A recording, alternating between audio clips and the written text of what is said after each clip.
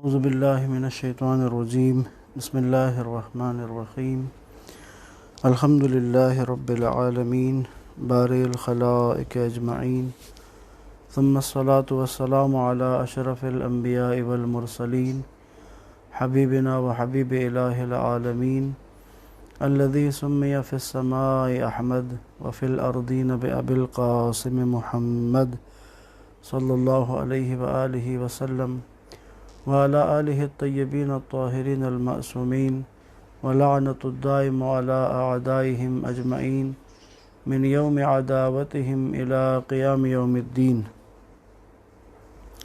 سب سے پہلے آپ تمام احباب کو، مومنین و مومنات کو، تمام اہل اسلام کو ماہ مبارک رمضان کی بہت بہت مبارک ہو، اور خدا انشاءاللہ اس مہینے کو بہترین انداز میں گزارنے کی اور اس طرح سے اس ماہ مبارک رمضان کے دنوں کو اور راتوں کو گزارنے کی ہمیں توفیق عطا فرمائے کہ جس طرح خداوند قدوس اس ماہ میں اپنے بندوں سے طلب کرتا ہے کہ وہ اس کے دنوں اور راتوں کو خاص اہتمام کے ساتھ گزاریں۔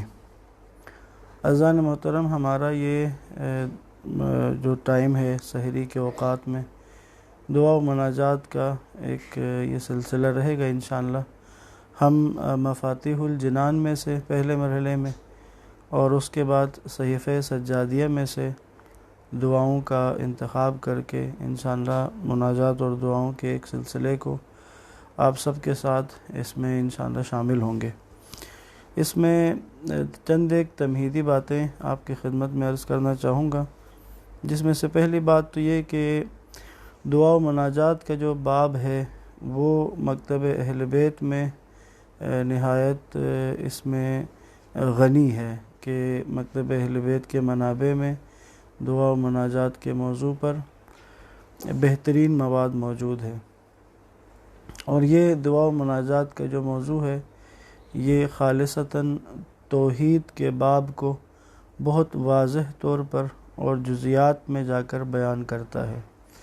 اگر ہم معصومین سے نقل شدہ دعاؤں کی طرف توجہ کریں، ان دعاؤں میں جو مطالب بیان ہوئے ہیں، ان دعاؤں میں جس طرح کے مفہوم کو منتقل کیا ہے انتہائی سادہ اور سلیس انداز میں، اگر اس کی طرف توجہ کی جائے تو یہ توحید کا ایک پورا سلیبس ہے، پورا نصاب ہے۔ تو ان محافل میں جو سحر کے اوقات میں انشاءاللہ دعا و مناجات کی یہ محفل، اس میں ان دعاؤں کا جب بھی ہم ان دعاؤں کو پڑھیں گے، بیان کریں گے، تو یہ مہینہ ماہ مبارک رمضان ہم اپنی توحید کا جائزہ لیں، تاکہ ہمیں اندازہ ہو کہ ہم عقیدہ توحید میں کہاں کھڑے ہیں۔ دعاؤں کے اندر جو توحید کا ایک مفہوم بیان ہوا ہے، مطلب بیان ہوا ہے، اس کو دیکھتے ہوئے ہم اپنی جو عقیدہ توحید کی جو کیفیت ہے اس سے واقف ہوں گے اور اس کو بہتر کریں گے انہی دعا و مناجات کے ذریعے سے۔ آج کے اس محفل میں ہم آغاز کریں گے دعائے افتتاح سے۔ دعائے افتتاح ماہ مبارک رمضان کے شب کے اعمال میں ذکر ہوا ہے، بہت جلیل القدر دعا ہے۔ آغاز کرتے ہیں انشاءاللہ آج دعائے افتتاح سے۔ میں ان دعاؤں کا ترجمہ ہی عرض کیا کروں گا تاکہ دعا میں بیان کیے گئے مطلب اور مفہوم کی طرف آپ متوجہ ہو سکیں انشاءاللہ۔ بسم اللہ الرحمن الرحیم۔ اے معبود، تیری حمد کے ذریعے تیری تعریف کا آغاز کرتا ہوں، اور تو اپنے احسان سے راہ راست دکھانے والا ہے، اور مجھے یقین ہے کہ تو معافی دینے، مہربانی کرنے کے مقام پر سب سے بڑھ کر رحم و کرم کرنے والا ہے، اور شکنجہ و عذاب کے موقع پر سب سے سخت عذاب دینے والا ہے، اور بڑائی اور بزرگی کے مقام پر تو تمام قاہروں اور جابروں سے بڑھا ہوا ہے۔ اے اللہ، تو نے مجھے اجازت دے رکھی ہے کہ تجھ سے دعا و سوال کروں، پس اے سننے والے اپنی یہ تعریف سن، اور اے مہربان میری دعا قبول فرما۔ اے بخشنے والے میری خطا معاف کر۔ پس اے میرے معبود کتنی ہی مصیبتوں کو تو نے دور کیا اور کتنے ہی اندیشوں کو ہٹایا، اور خطاؤں سے درگزر کی، رحمت کو عام کیا اور بلاؤں کے گھیرے کو توڑا اور رہائی دی۔ حمد اس اللہ کے لیے جس نے نہ کسی کو اپنی زوجہ بنایا اور نہ کسی کو اپنا بیٹا ہی بنایا، نہ ہی سلطنت میں اس کا کوئی شریک ہے، اور نہ وہ عاجز ہے کہ کوئی اس کا سرپرست ہو۔ اس کی بڑائی بیان کرو، بہت بڑائی۔ حمد اللہ ہی کے لیے ہے، اس کی تمام خوبیوں اور اس کی ساری نعمتوں کے ساتھ۔ حمد اس اللہ کے لیے ہے جس کی حکومت میں کوئی مخالف نہیں، نہ اس کے حکم میں رکاوٹ ڈالنے والا کوئی ہے۔ حمد اس اللہ کے لیے جس کی آفرینش میں کوئی اس کا شریک نہیں، یعنی اس کائنات کے تمام موجودات کو پیدا کرنے میں پروردگار کا کوئی شریک نہیں، خالق کائنات کا کوئی شریک نہیں، اور اس کی بڑائی میں کوئی اس جیسا نہیں۔ جس طرح خدا بڑا ہے، جس طرح خدا بزرگ تر ہے، اس طرح کوئی نہیں ہے۔ حمد اس اللہ کے لیے ہے کہ جس کا حکم اور حمد خلق میں آشکار ہے، اس کی شان اس کی بخشش کے ساتھ ظاہر ہے، بن مانگے دینے میں اس کا ہاتھ کھلا ہے۔ وہی ہے جس کے خزانے کم نہیں ہوتے۔ جس طرح یہاں بیان ہوا کہ بن مانگے دینے میں اس کا ہاتھ کھلا ہے۔ ہاتھ کھلا ہے ایک محاورتاً استعمال ہوتا ہے سخاوت کے لیے۔ قرآن نے بھی جیسے ید اللہ مبسوطتان، اللہ کے دونوں ہاتھ کھلے ہیں، قرآن نے اس کو بیان کیا۔ بس ہاتھ کی جب بھی تعبیر کی جاتی ہے پروردگار کے لیے تو اس سے مراد جس طرح یہ انسانی ہاتھ ہے وہ نہیں ہے، بلکہ یہ مجازی معنی ہے، اور یہاں اس کا معنی وہی سخاوت ہے کہ بن مانگے دینے میں اس کا ہاتھ کھلا ہے۔ جس کے خزانے کم نہیں ہوتے اور کثرت کے ساتھ عطا کرنے سے اس کی بخشش اور سخاوت میں اضافہ ہوتا ہے، کیونکہ وہ زبردست عطا کرنے والا ہے۔ اے معبود میں سوال کرتا ہوں تجھ سے بہت میں سے تھوڑے کا، جبکہ مجھے اس کی بہت زیادہ حاجت ہے۔ یعنی خدا جو چیز میں تجھ سے مانگ رہا ہوں، تیرے خزانوں کو اور تیری قدرت کو اور تیری قدرت کی وسعت کو دیکھوں تو وہ تو بہت چھوٹی، بہت ہی نہ ہونے کے برابر ہے، ذرے کے مانند ہے، لیکن مجھے اس کی بہت زیادہ حاجت ہے۔ جب میں اپنی طرف اپنی بساط، اپنی طلب کو دیکھوں تو مجھے اپنی طلب بہت بڑی لگ رہی ہے، لیکن وہ طلب تیری بارگاہ، تیری قدرت، تیرے خزانوں کی وسعت کو دیکھتے ہوئے کچھ بھی نہیں ہے، اور تو ہمیشہ اس سے بے نیاز ہے۔ خدا جو میں تجھ سے طلب کرتا ہوں تجھے اس کی ضرورت نہیں ہے، تو محتاج نہیں ہے میرے مالک، تو ہمیشہ اس سے بے نیاز ہے۔ وہ نعمت میرے لیے بہت بڑی ہے اور تیرے لیے اس کا دینا آسان ہے۔ اے معبود بے شک تیرا میرے گناہ کو معاف کرنا، میری خطا سے درگزر کرنا، میری خطا سے تیری درگزر، میرے ستم سے تیری چشم پوشی، میرے برے عمل کی پردہ پوشی، میرے بہت سے جرائم پر تیری بردباری ہے، جبکہ ان میں سے بعض بھول کر اور بعض میں نے جان بوجھ کر کیے ہیں۔ تب بھی اس سے مجھے طمع ہوئی کہ میں تجھ سے وہ مانگوں جس کا میں حقدار نہیں ہوں، چنانچہ تو نے اپنی رحمت سے مجھے روزی دی اور اپنی قدرت کے کرشمے دکھائے، قبولیت کی پہچان کرائی۔ پس اب میں باامن ہو کر تجھے پکارتا ہوں اور سوال کرتا ہوں الفت سے، یعنی میرا تجھ سے سوال کرنا الفت کے ساتھ ہے، محبت کے ساتھ ہے، نہ ڈرتے اور گھبراتے ہوئے۔ یعنی میں تجھ سے ڈرتے اور گھبراتے ہوئے سوال نہیں کر رہا، میں الفت سے کر رہا ہوں، حالانکہ گناہگار ہوں۔ یہ جرأت تیری بخشش نے دی ہے پروردگار، تیری پردہ پوشی نے دی ہے، اور مجھے ناز ہے کہ اس بارے میں تیری بارگاہ میں آیا ہوں، مجھے تیری بارگاہ میں آنے کا ناز ہے۔ جیسے حدیث قدسی ہے نا کہ اللہ اپنے بندے سے 70 ماؤں سے زیادہ پیار کرتا ہے۔ بچے کی جو نسبت ہوتی ہے نا ماں کے ساتھ، وہ ماں سے کوئی چیز مانگے یا کچھ اس سے طلب کرے تو وہ بڑے ناز کے ساتھ مانگتا ہے۔ اسے اس بات کا ناز ہوتا ہے کہ وہ اپنے پروردگار کے اپنی ماں سے جو مانگ رہا ہے، اسے پتہ ہے کہ ماں محبت کرتی ہے، کبھی اسے انکار نہیں کرے گی، اسے دے دیتی ہے۔ تو پروردگار 70 ماؤں سے زیادہ پیار کرنے والا ہے، تو بندے کی نسبت خدا کے ساتھ محبت والی ہے، بندے کی نسبت پروردگار کے ساتھ الفت و ناز کی ہے۔ اسی لیے اس دعا میں اس طرح کا انداز اپنایا ہے معصوم نے۔ دوبارہ عرض کر رہا ہوں، پس اب میں باامن ہو کر تجھے پکارتا ہوں اور سوال کرتا ہوں الفت سے، نہ ڈرتے اور گھبراتے ہوئے، اور مجھے ناز ہے کہ اس بارے میں تیری بارگاہ میں آیا ہوں۔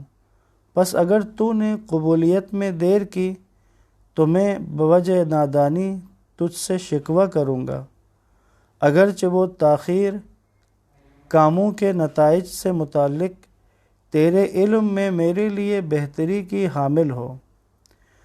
میں نے عرض کیا نا کہ ان دعاؤں میں پورا توحید کو بہت آسان کر کے اور جزیات میں جا کر باب توحید کو سمجھایا گیا ہے۔ اس جملے پہ غور کریں ذرا کہ اب جب میں تیری بارگاہ میں آیا ہوں پروردگار اور تجھ سے اپنے لیے کچھ طلب کر رہا ہوں، تو اب ہوتا کیا ہے کہ اگر میرے اس دعا کی قبولیت میں، میرے اس حاجت کے پوری ہونے میں اگر تاخیر ہو گئی، دیر ہو گئی، تو میں اپنی نادانی کی وجہ سے شکوہ کروں گا تجھ سے۔ بندہ یہی کرتا ہے، مانگا پروردگار سے، اگر ملنے میں، عطا ہونے میں، قبول ہونے میں دیر لگ گئی، شکوہ کرتا ہے، شکوہ کرتا ہے کہ میری دعا تو قبول نہیں ہو رہی، مجھے تو دیا نہیں جا رہا، جو میں نے مانگا تھا وہ ملا نہیں۔ یہ شکوہ نادانی کی وجہ سے ہے۔ اصل بات کیا ہے جو اگلے جملے میں بیان ہوئی، اگرچہ وہ تاخیر کاموں کے نتائج سے متعلق تیرے علم میں میرے لیے بہتری کی حامل ہو۔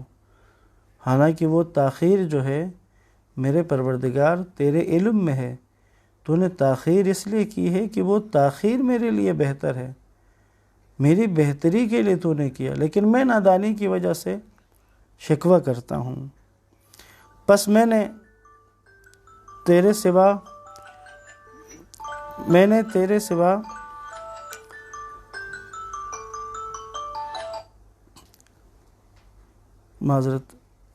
تیرے سوا کوئی مولا نہیں دیکھا جو میرے جیسے پست بندے پر مہربان و صابر ہو۔ اے پروردگار، تو مجھے پکارتا ہے تو میں تجھ سے منہ موڑتا ہوں،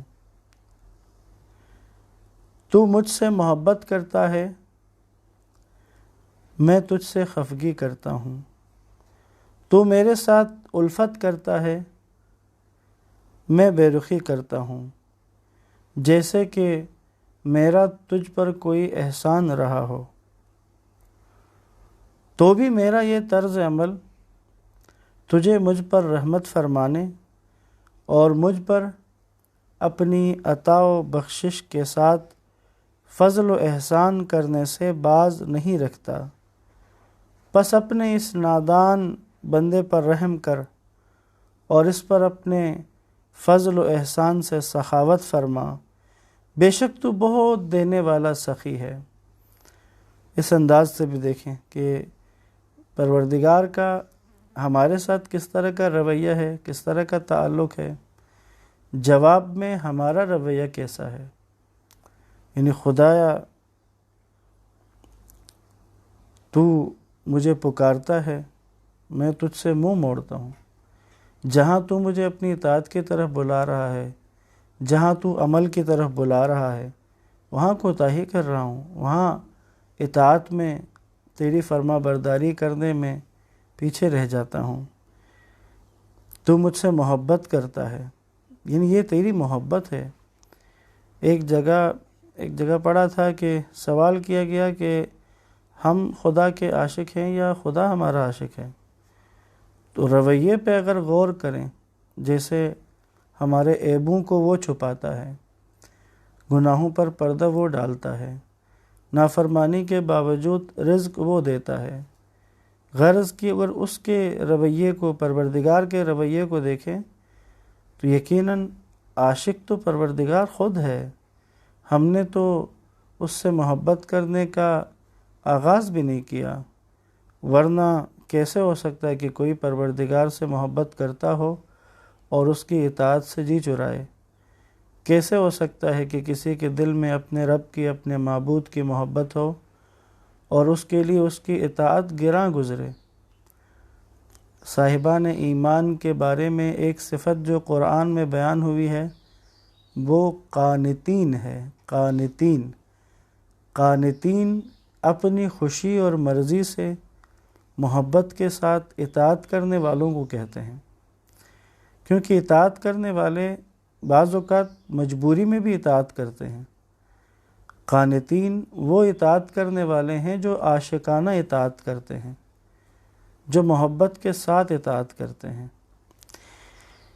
بس عزیزان محترم، ایک جملہ تمام دعاؤں کا، بشمول آج دعا افتتاح جو ہم پڑھ رہے ہیں، تمام دعاؤں کا جو معصومین سے مروی ہیں، ایک جملہ ہماری تربیت کے لیے پورا ایک باب ہے، باب تربیت ہے، ایک توحید کو سمجھانے کا، توحید کو آسانی کے ساتھ بیان کرنے کا بہترین انداز اختیار کیا ہے۔ بس اپنے اس نادان بندے پر رحم کر اور اس پر اپنے فضل و احسان سے سخاوت فرما، بے شک تو بہت دینے والا سخی ہے۔ حمد ہے اس اللہ کے لیے جو سلطنت کا مالک، کشتی کا رواں کرنے والا، ہواؤں کو قابو رکھنے والا، صبح کو روشن کرنے والا اور قیامت میں جزا دینے والا، جہانوں کا پروردگار ہے۔ حمد ہے اللہ کی کہ جانتے ہوئے بھی بردباری سے کام لیتا ہے، اور حمد ہے اس اللہ کی جو قوت کے باوجود معاف کرتا ہے، اور حمد ہے اس اللہ کی جو حالت غضب میں بھی بڑا بردبار ہے، اور وہ جو چاہے اسے کر گزرنے کی طاقت رکھتا ہے۔ حمد ہے اس اللہ کی جو مخلوق کو پیدا کرنے والا،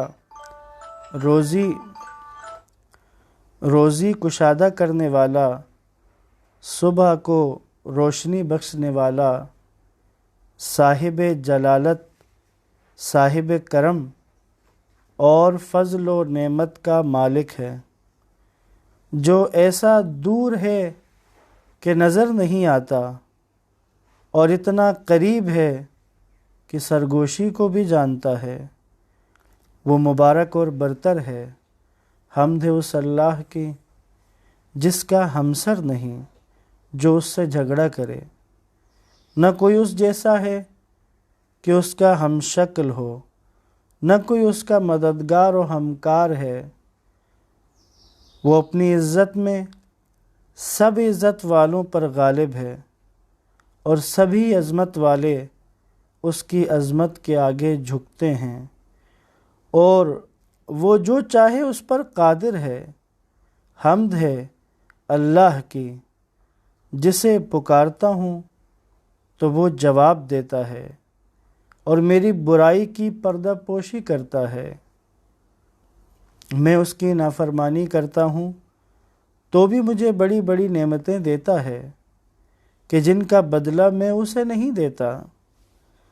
پس اس نے مجھ پر کتنی ہی خوشگوار عنایتیں اور بخششیں کی ہیں، کتنی ہی خطرناک آفتوں سے مجھے بچا لیا ہے، کئی حیرت انگیز خوشیاں مجھے دکھائی ہیں۔ پس ان پر اس کی حمد کرتا ہوں، اس کی حمد و ثنا کرتا ہوں اور لگاتار اس کا نام لیتا ہوں۔ حمد ہے اللہ کی، جس کا پردہ ہٹایا نہیں جا سکتا، اس کا در رحمت بند نہیں ہوتا، اس کا سائل خالی نہیں جاتا، اور اس کا امیدوار مایوس نہیں ہوتا۔ حمد ہے اللہ کی، جو ڈرنے والوں کو پناہ دیتا ہے، نیکوکاروں کو نجات دیتا ہے، لوگوں کے دبائے ہوئوں کو ابھارتا ہے، بڑا بننے والوں کو نیچا دکھاتا ہے، بادشاہوں کو تباہ کرتا اور ان کی جگہ دوسروں کو لاتا ہے۔ حمد ہے اللہ کی کہ وہ دھونس ڈالنے والوں کا زور توڑنے والا، ظالموں کو برباد کرنے والا، فریادیوں کی فریاد کو پہنچنے والا اور بے انصافوں کو سزا دینے والا ہے۔ وہ داد خواہوں کا داد رس، حاجات طلب کرنے والوں کا ٹھکانہ اور مومنین کا تکیہ گاہ ہے، یعنی مومن جس پر توکل کرتے ہیں، یعنی مومنین کو جس کی آس ہوتی ہے۔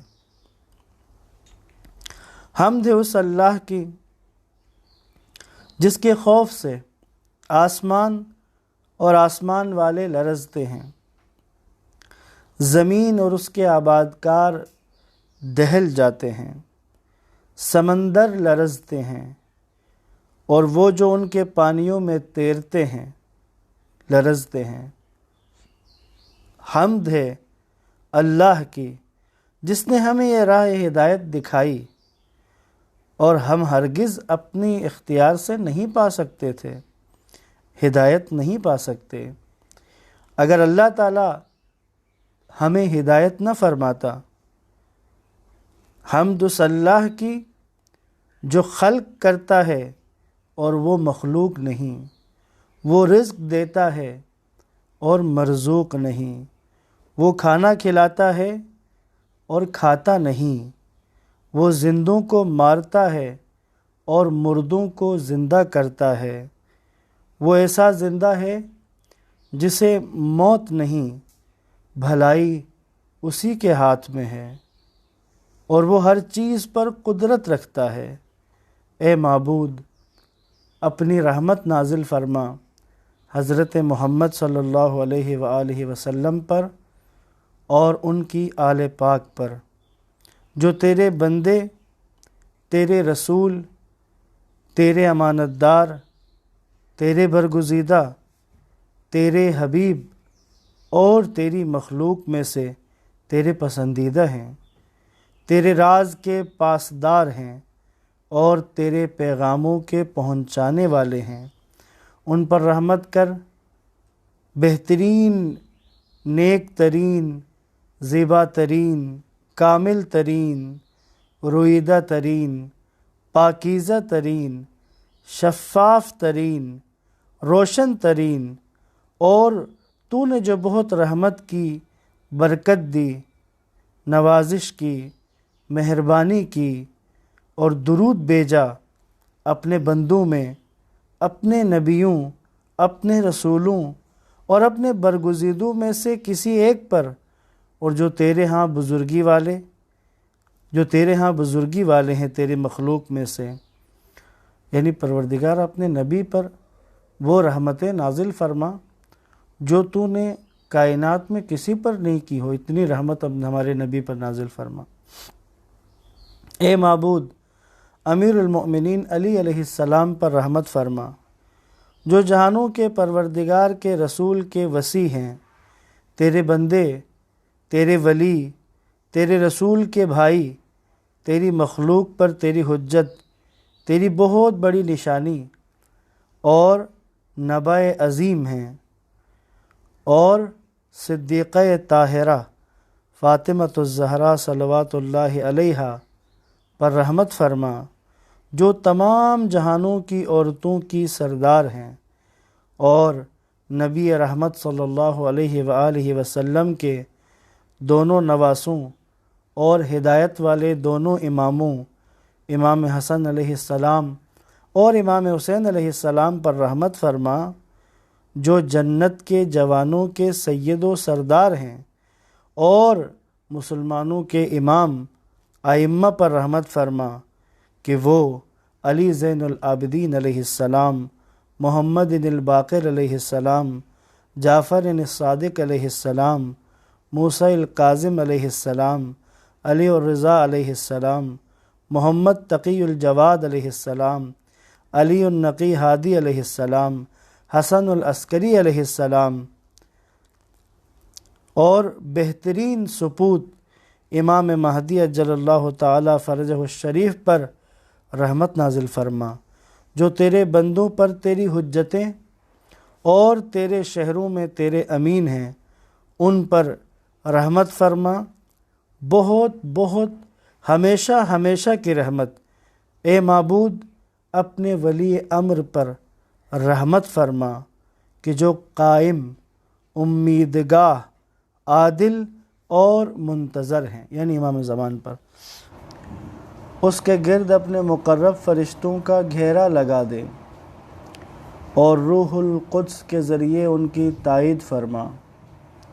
اے جہانوں کے پروردگار، اے معبود انہیں اپنی کتاب کی طرف دعوت دینے والا اور اپنے دین کے لیے قیام کرنے والا قرار دے، انہیں زمین میں اپنا خلیفہ بنا جیسے ان کو خلیفہ بنایا جو ان سے پہلے گزرے ہیں، اپنے پسندیدہ دین کو ان کے لیے پائیدار بنا دے، ان کو خوف کے بعد انہیں امن دے کہ وہ تیرے عبادت گزار ہیں، کسی کو تیرا شریک نہیں بناتے۔ اے معبود انہیں معزز فرما اور ان کے ذریعے سے مجھے عزت دے، میں ان کی مدد کروں اور ان کے ذریعے میری مدد فرما۔ اے باعزت مدد، انہیں باعزت مدد دے اور انہیں آسانی کے ساتھ فتح دے، اور انہیں اپنی طرف سے قوت والا مددگار عطا فرما۔ امام زمان کی بات ہو رہی ہے، قائم آل محمد کی، امام مہدی عجل اللہ تعالی فرجہ الشریف کے لیے دعا کی جا رہی ہے۔ اے معبود دعائے افتتاح کا ایک حصہ حمد پروردگار اور خدا کے ساتھ مناجات کے الفاظ اور جملات پر مشتمل ہے، اور دوسرے حصے میں امام زمان اور ان کے عادلانہ حکومت کے بارے میں دعائیں ہیں، یہ وہی حصہ ہے۔ اے معبود ان کے ذریعے اپنے دین اور اپنے نبی کی سنت کو ظاہر فرما، یہاں تک کہ حق میں سے کوئی چیز مخلوق کے خوف سے مخفی و پوشیدہ نہ رہ جائے۔ اے معبود ہم ایسی برکت والی حکومت کی خاطر تیری طرف رغبت رکھتے ہیں جس سے تو اسلام اور اہل اسلام کو قوت دے، اور نفاق اور اہل نفاق کو ذلیل کرے۔ یہ امام زمان کی اس عالمی حکومت کا ایک بنیادی ترین ہدف و مقصد ہے، اور کس قدر خوبصورت ایک جملے کے اندر بیان ہوا ہے۔ دوبارہ پڑھتا ہوں، توجہ کیجیے گا۔ اے معبود ہم ایسی برکت والی حکومت کی خاطر تیری طرف رغبت رکھتے ہیں، یعنی ہم تجھ سے ایک ایسی حکومت کی رغبت رکھتے ہیں۔ کیا ہوگا اس حکومت میں؟ جس سے تو اسلام و اہل اسلام کو قوت دے، اس حکومت میں اسلام کو قوت ملے گی، اہل اسلام کو قوت ملے گی، اور نفاق اور اہل نفاق کو ذلیل کرے۔ ذلت کا شکار ہوں گے منافقین، اہل نفاق سارے۔ اور اس حکومت میں ہمیں اپنی اطاعت کی طرف بلانے والے اور اپنے راستے کی طرف رہنمائی کرنے والے قرار دے، اور ان کے ذریعے ہمیں دنیا و آخرت کی عزت دے۔ اے معبود، جس حق کی تو نے ہمیں معرفت کرائی اس کے تحمل کی توفیق دے، اور جس سے ہم قاصر رہے اس تک ہمیں پہنچا دے۔ اے معبود، اس کے ذریعے ہم بکھروں کو جمع کر دیں۔ ہم جو بکھرے ہوئے ہیں، ہم جو فرقوں میں بکھرے ہوئے ہیں، ہم جو گروہوں میں بکھرے ہوئے ہیں، ہمیں جمع کر دے ان کے ذریعے۔ اس کے ذریعے ہمارے جھگڑے ختم کر اور ہماری پریشانی دور فرما۔ ان کے ذریعے، اس حکومت کے ذریعے ہماری قلت کو کثرت اور ذلت کو عزت میں بدل دے۔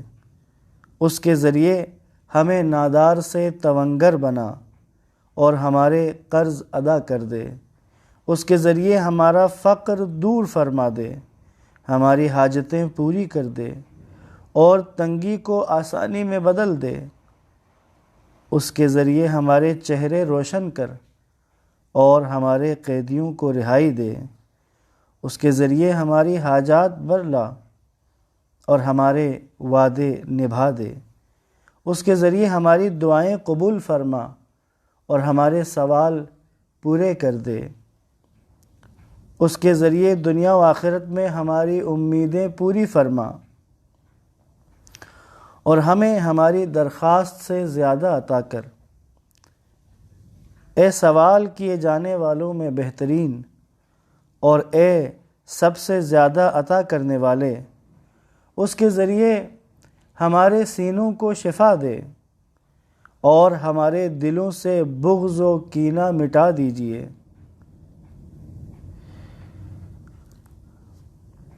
جس حق میں ہمارا اختلاف ہے، اپنے حکم سے اس کے ذریعے ہماری ہدایت فرما۔ بے شک تو جسے چاہے سیدھے راستے کی طرف لے جاتا ہے۔ اس کے ذریعے اپنے اور ہمارے دشمن پر ہمیں غلبہ عطا فرما۔ اے سچے خدا، ایسا ہی ہو۔ اے معبود، ہم شکایت کرتے ہیں تجھ سے اپنے نبی کے اٹھ جانے کی، کہ ان پر اور ان کی آل پر تیری رحمت ہو، اور اپنے ولی کی پوشیدگی کی، اور شاکی ہیں دشمنوں کی کثرت اور اپنی قلت تعداد اور فتنوں کی سختی اور حوادث زمانہ کی یلغار کی شکایت کرتے ہیں۔ پس محمد صلی اللہ علیہ وآلہ وسلم اور ان کی آل پر رحمت فرما اور ہماری مدد فرما۔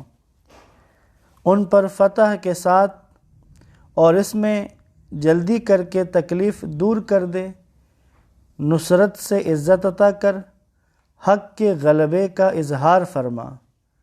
ایسی رحمت فرما جو ہم پر سایہ کرے، اور امن عطا کر جو ہمیں محفوظ بنا دے۔ پروردگار سے دعا گو ہوں ان تمام افراد کے لیے جنہوں نے ہم سے دعا کے لیے کہا ہے، جو اس وقت ہمارے ساتھ لائیو موجود ہیں ان سب کے لیے بھی، اور جو بعد میں بھی ہمارے ساتھ اس دعا محفل میں شامل ہوں گے، سب کے لیے دعا گو ہوں کہ خدا سب کی مشکلات کو آسان فرمائے، تکلیفوں کو دور فرمائے، پریشانیوں سے نجات عطا فرمائے، گناہوں کی مغفرت فرمائے۔ جو مریض ہیں ان کو شفائے کامل و عاجل نصیب فرمائے، جو بے اولاد ہیں ان کو اولاد عطا فرمائے، جو بے گناہ اسیر ہیں ان کو رہائی نصیب فرمائے، جو مقروض ہیں ان کے قرض ادا فرمائے، رزق میں وسعت و آمدن میں اضافہ فرمائے، امام زمان کے ظہور میں تعجیل فرمائے، ہمیں مولا کے اعوان و انصار میں شمار فرمائے، رہبر معظم کی عمر دراز فرمائے، آیت اللہ سستانی و دیگر مراجع کو صحت و سلامتی عطا فرمائے۔ مسلمانان عالم جہاں جہاں باطل کے ساتھ برسر پیکار ہیں، سب کو خدا فتح و کامرانی نصیب فرمائے۔ مملکت خدا داد پاکستان کو خدا ترقی عطا فرمائے۔